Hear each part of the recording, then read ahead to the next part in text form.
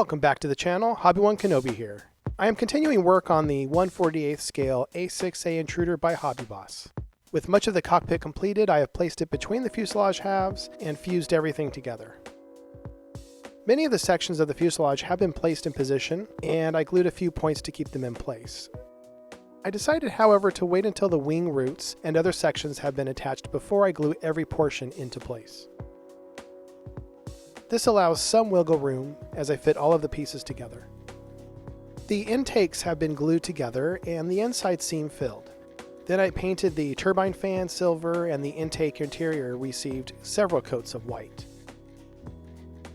These sub-assemblies have also been placed in position and are now being glued permanently. I will use a combination of super glue, super accelerator, known as zip kicker, and Tamiya extra thin. Even if a seam is filled with super glue, I will pass a few drops of Tamiya extra thin just to make sure the parts are mated.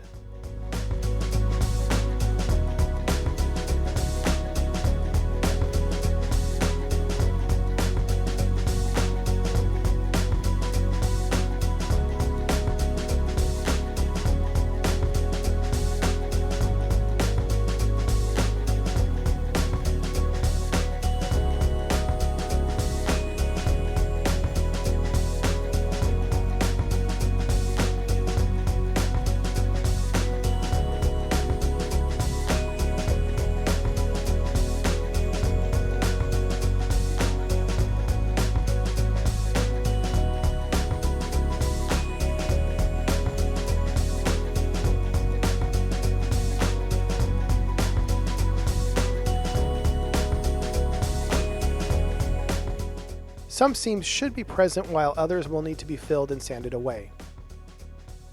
For seams that should be present, work may still be needed to ensure the surfaces are level and smooth. Aircraft are built to be streamlined, so it's important most panels don't protrude. I like to use a scalpel to scrape away large amounts of plastic. Then, the area is sanded down using different grits of sanding sticks. Some seams will need to be filled, and I like to check my references to see which should disappear. The top portion of the exhaust should have no seams, while the seam at the bottom will need to be preserved. According to my references, the seam should be more curved than presented in the kit, but I decided to go ahead and just leave it alone.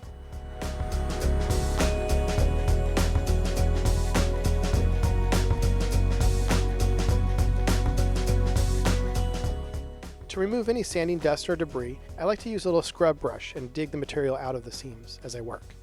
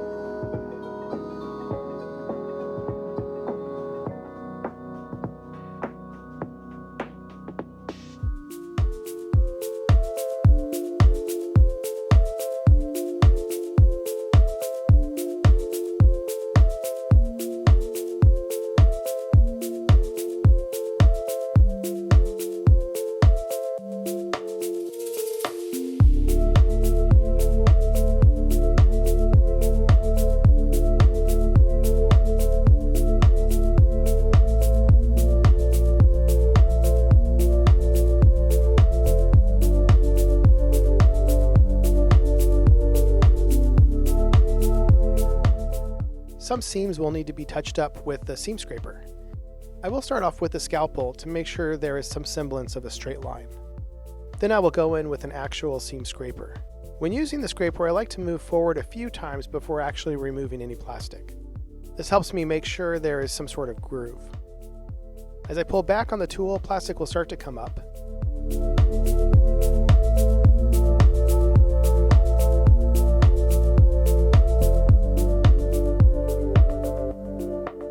The wing roots did require some filling. Be sure to scrape off any sprue material from the square sections of the wings that move into the fuselage. Even after bringing these areas down with a rough sanding stick, I still found the wings didn't lose the seam.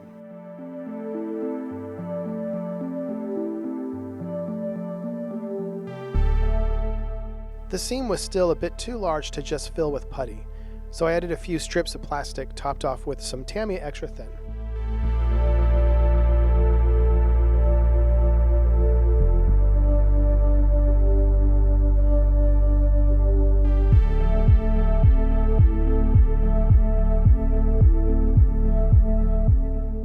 Finally, I used Vallejo plastic putty to fill any leftover gaps, then wiped the excess away with a moistened Q-tip.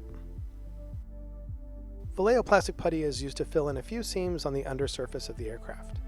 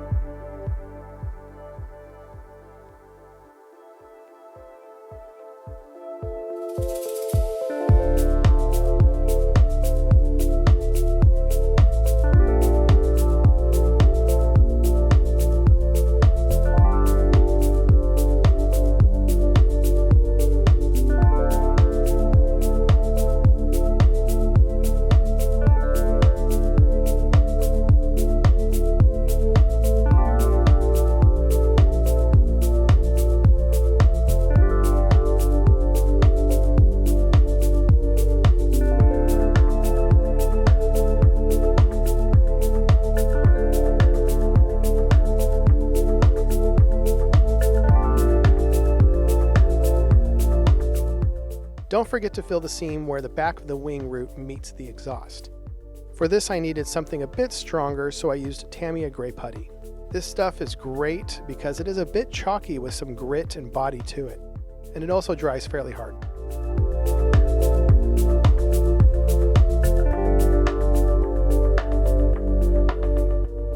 Now, I decided to clean up the area between the fuselage and intakes. I removed some excess plastic with a scalpel and proceeded to fill a gap with plastic.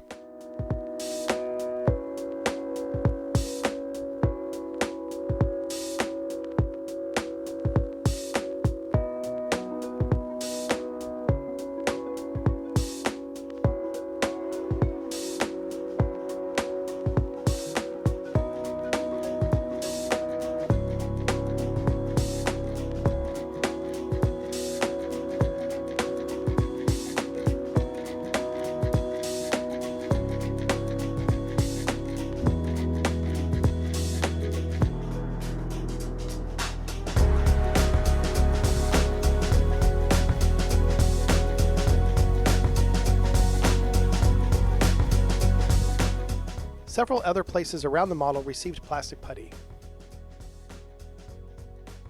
To make sure the plastic moved into the seam, I used a toothpick to push the putty into the gap.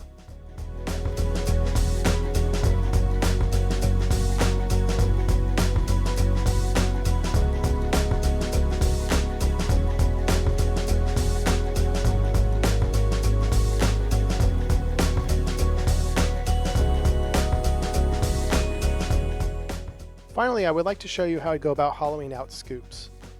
Several scoops are depicted as solid pieces in this kit.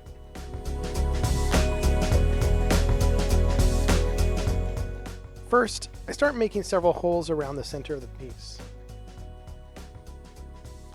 Then I connect the holes by carving out plastic between the holes. Once a large hole is created, I can start digging material out and begin scraping away material from the rim. This work takes some time, but really adds a bit more realism to the model. Well, That does it for this video. Please remember to hit like and subscribe, and feel free to share my channel with others. Thanks for watching. Bye.